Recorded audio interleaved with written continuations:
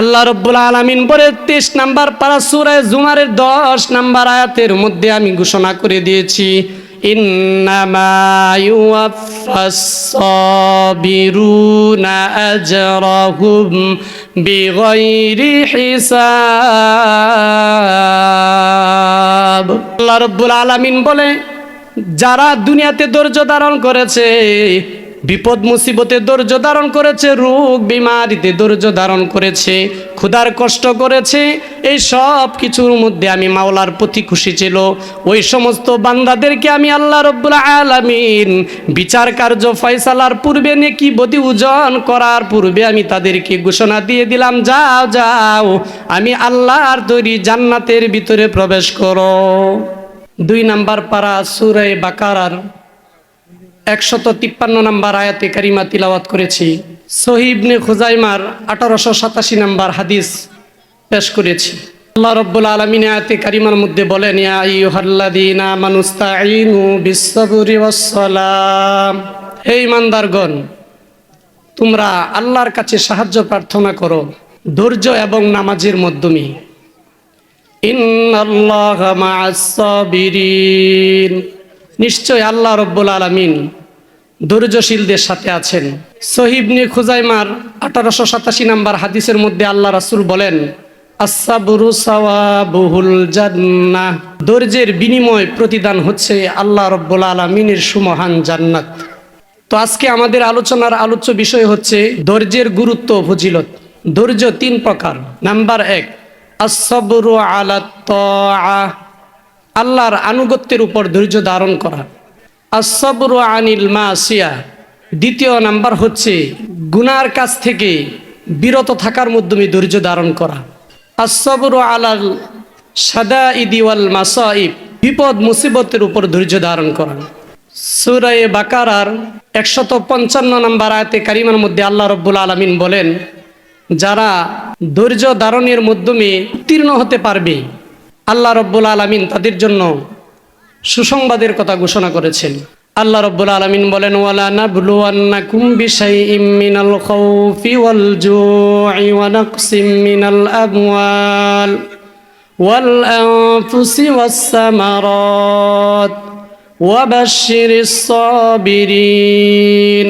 আল্লাহ তাআলা বলেন যে অবশ্যই অবশ্যই বান্দা, আমি তোমাকে পরীক্ষা করব বিশাইইম মিনাল খাউফ, কিছু ভয় ভীতি দিয়ে। হক কথা বললে, হক কাজ করলে ভয় ভীতির সম্মুখীন হইতে হয়। শত্রুর ভয়, দুশ্মনের ভয় দিয়ে পরীক্ষা করব, এটা হচ্ছে 1 নম্বর পরীক্ষা।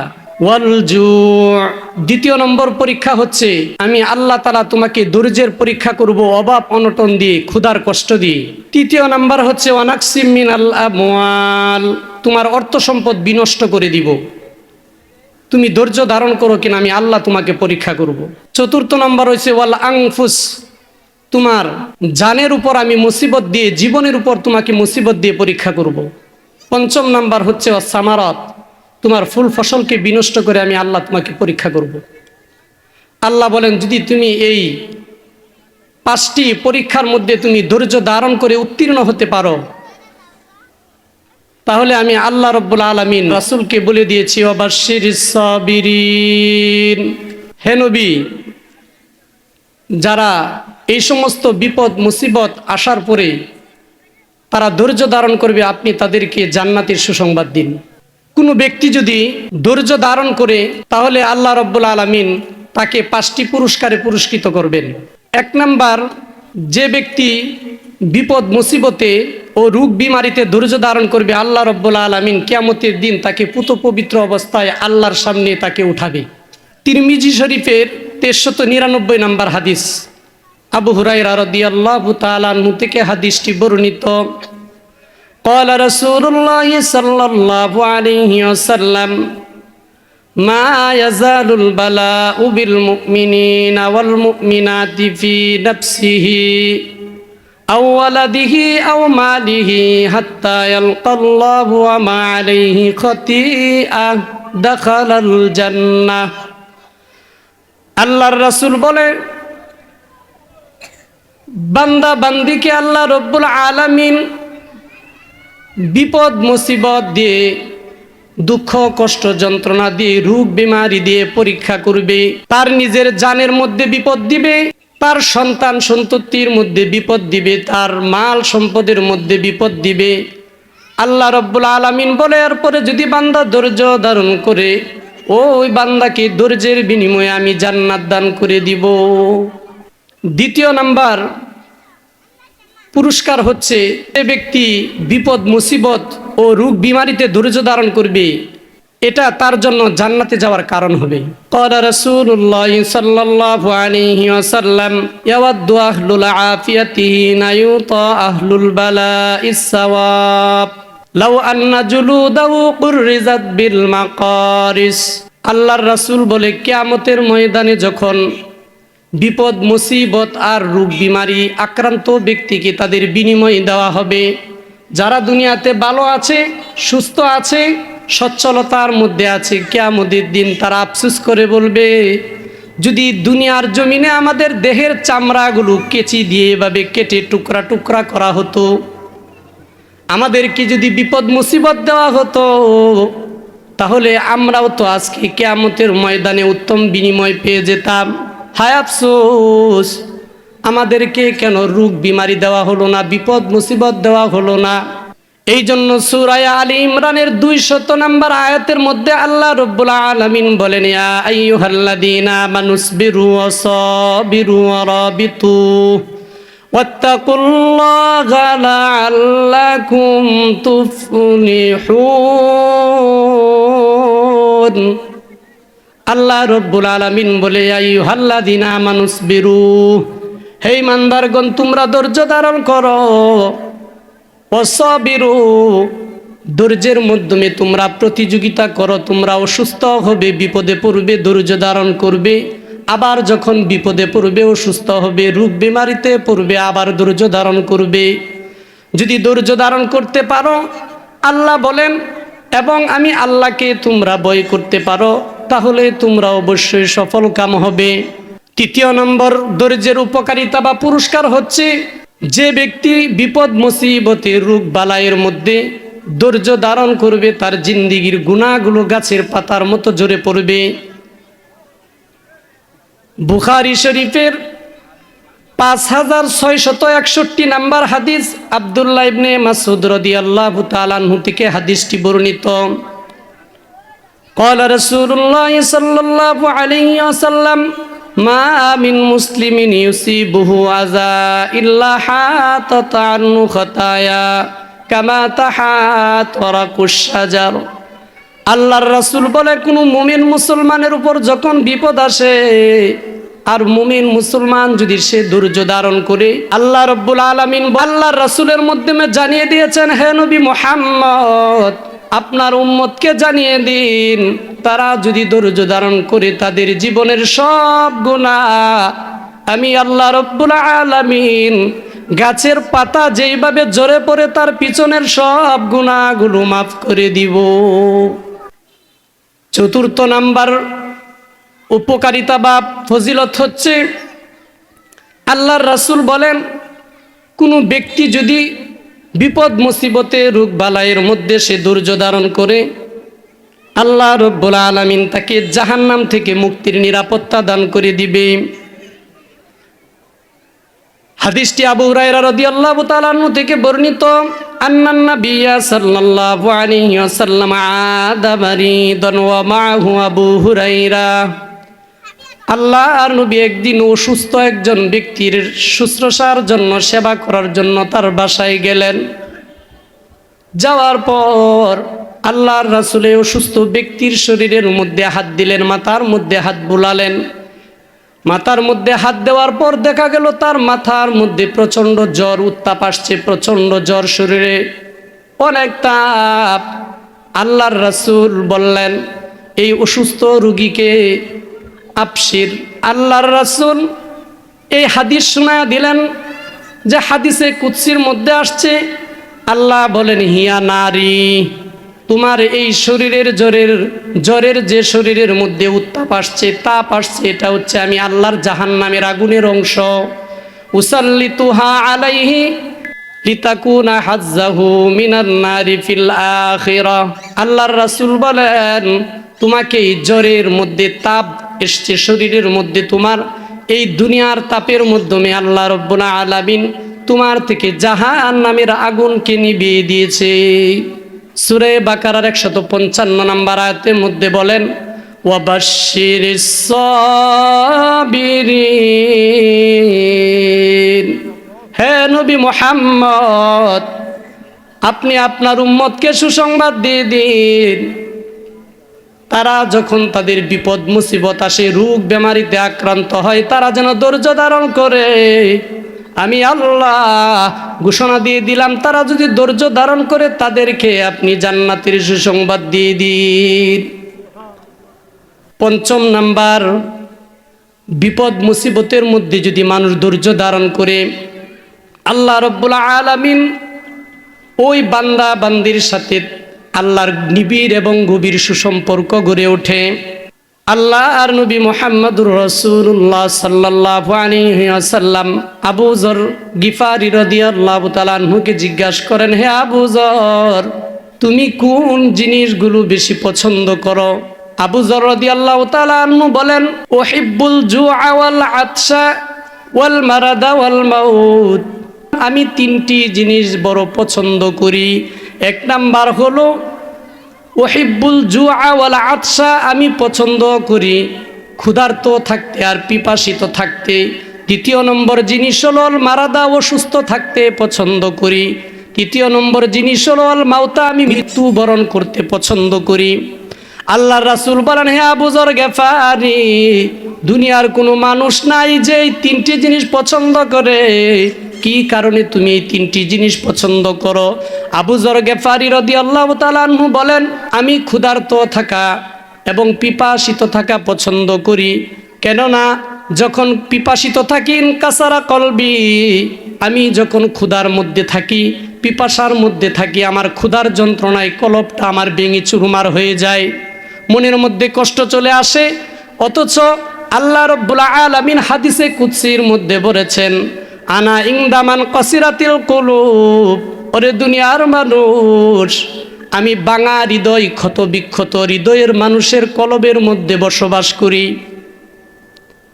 এই জন্য আমি আবু যর গিফারি ক্ষুধার্তকে আর পিপাসাকে বড় পছন্দ করি। আল্লাহর রাসূল বলেন, তাহলে তুমি অসুস্থতাকে কেন পছন্দ করো?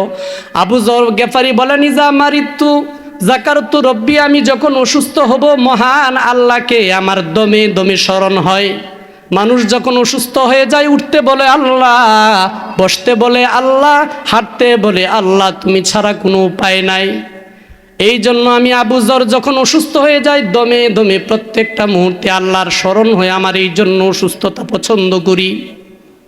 বলছে, মৃত্যু কেন চাও? মৃত্যু কেন পছন্দ করো? আবু যর বলে, ইজা মৃত্যু লাকিতু রব্বি, যখন আমি মৃত্যুবরণ করব, আমার অন্তরের ভিতরে আসা মৃত্যুবরণ করার সাথে সাথে মহান রব আল্লাহর সাথে আমার সাক্ষাৎ হবে। এই কারণে আমি এই 3টি জিনিস পছন্দ করি। জজবায়ে মারিফতের 1 নম্বর খণ্ডে 65 নম্বর পৃষ্ঠার মধ্যে উল্লেখ করা হয়েছে, আধ্যাত্মিক জগতের মহাসম্রাট আল্লামা রুমি রহমতুল্লাহি আলাইহি বলেন, মান্না গঞ্জম দর জমিন আসমা, লেকে গঞ্জম দর কুলুবি মুমিনা। ওরে দুনিয়ার মানুষ, আমি আল্লাহ রব্বুল আলামিন এত সুবিশাল আসমান সৃষ্টি করেছি, এত সুবিশাল আসমানের ভিতরেও আমি মহান আল্লাহর জায়গা হয় না। আমি আল্লাহ তাআলা এত সুবিস্তৃত জমিন সৃষ্টি করেছি, এই জমিনের ভিতরেও আমি আল্লাহর জায়গা হয় না। লেকে গঞ্জম দর কুলুবে মুমিনা, কিন্তু আমি আল্লাহ ব্যতীত হৃদয়, অসুস্থ হৃদয়, বিপদ মুসিবতগ্রস্ত হৃদয়ের ভিতরে অভাব অনটন যারা থাকে, কষ্টের মধ্যে থাকে, এই সমস্ত মুমিন মুসলমানের কলবের ভিতরে আমি আল্লাহ তাআলা বসবাস করি। সূরা আলে ইমরানের 142 নম্বর আয়াতের মধ্যে আল্লাহ রাব্বুল আলামিন বলে, أم حسبتم أن تدخلوا الجنة ولما يعلم الله الذين جاهدوا منكم ويعلم الصابرين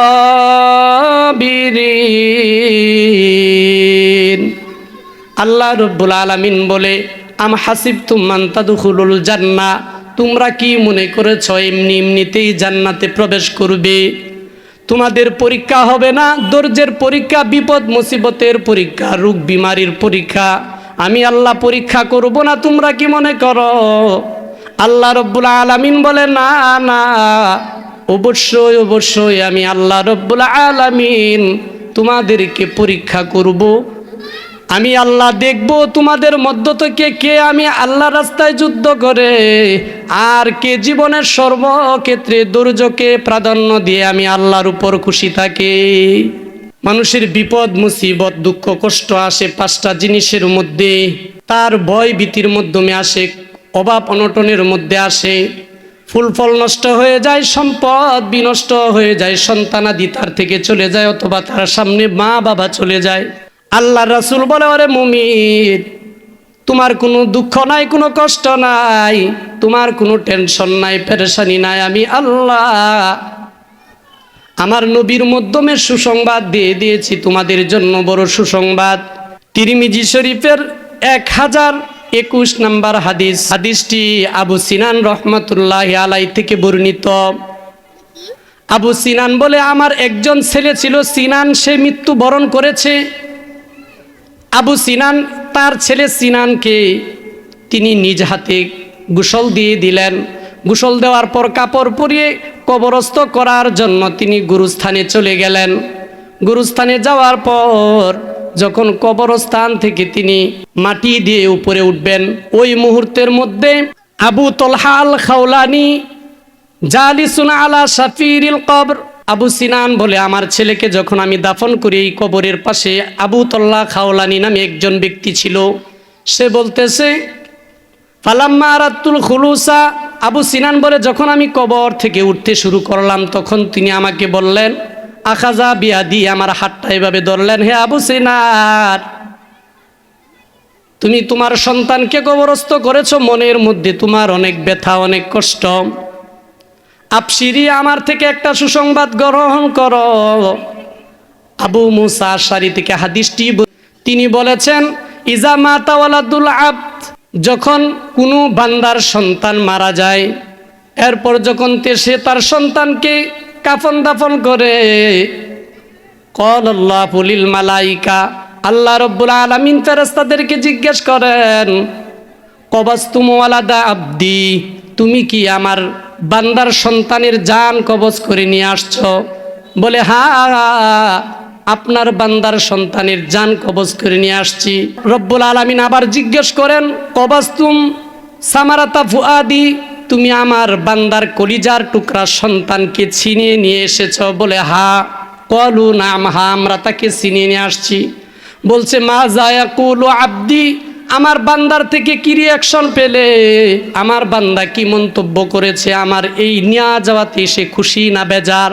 বলছে, হামিদাকা ওয়াস্তারজা, তারা ইন্না নিল্লাহ পড়েছে, সন্তুষ্ট হয়েছে এবং আপনার প্রশংসা করেছে।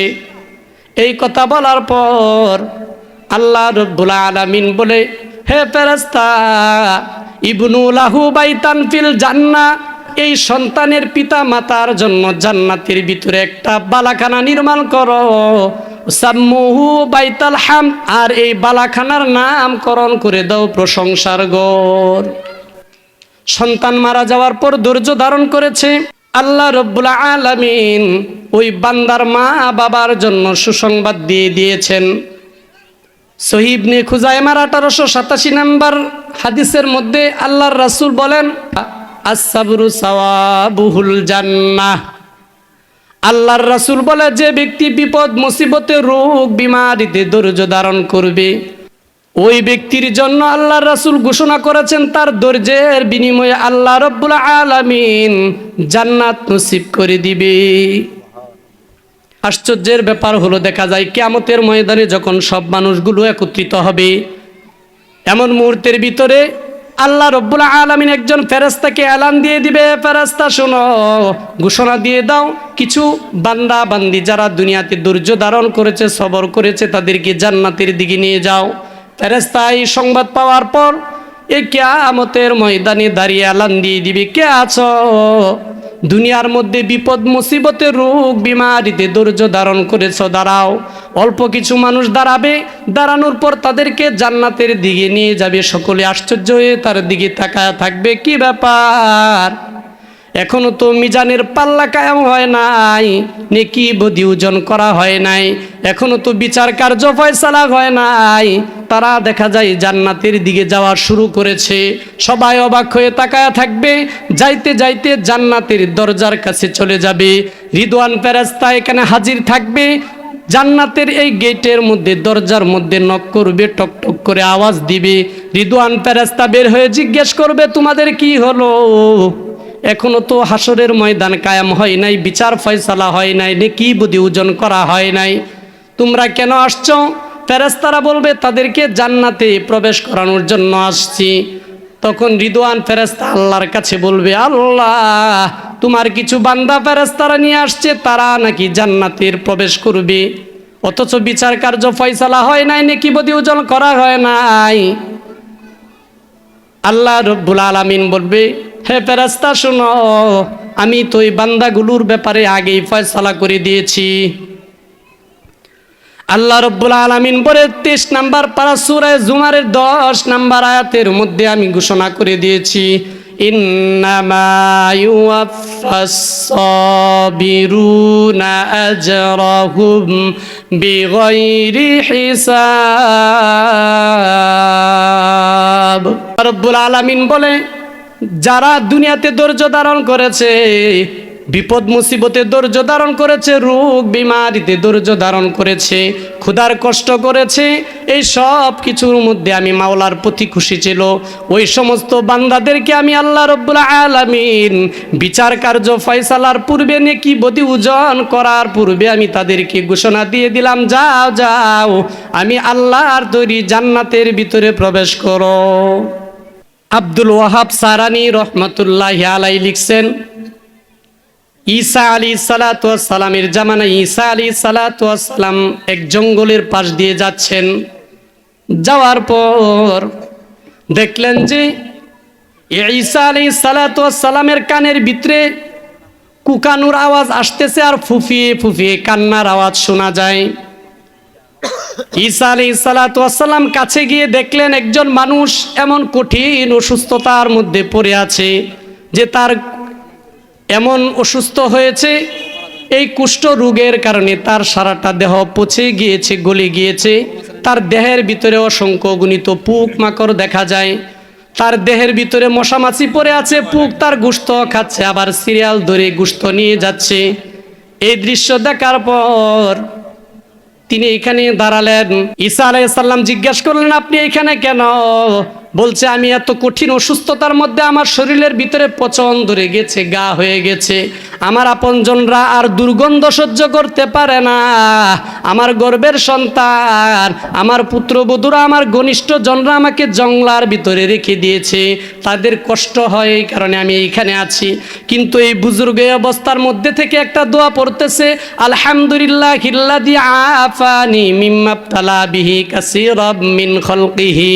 সে দোয়া করতেছে, আল্লাহ, সমস্ত প্রশংসা তোমার জন্য, সমস্ত গুণ কীর্তন তোমার জন্য, সব কিছু তোমার জন্য। তুমি যে আমাকে অসংখ্য অগণিত মানুষ যে বিপদ মুসিবতের ভিতরে আছে তার থেকে আমাকে রক্ষা করেছ, হেফাজত করেছ।